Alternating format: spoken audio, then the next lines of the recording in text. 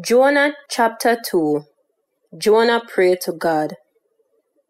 From way down in the belly of the fish, Jonah prayed to the Lord him God, and at this him say, "See how you me did a suffer. But bawl out to the Lord and him hear me. I bawl out from the bottom of hell and him hear me. You fling me way down in the sea, and me sink go way down at the bottom.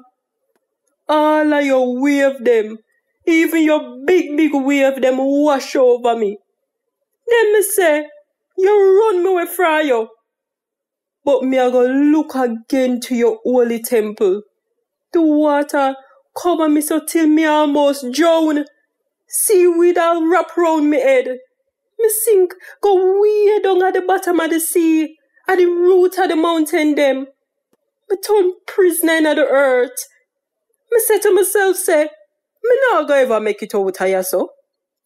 But Lord God, you take me out of the pit. You give me back my life. While my life I left me remember the Lord. And my prayer go up to your holy temple. The whole of the people them, we are look to false God. I turn them back for all of the love we God have for them. But me I go thank you when me give you my sacrifice. This special promise when me make to you, me I go keep it. The Lord are the only one we can save people."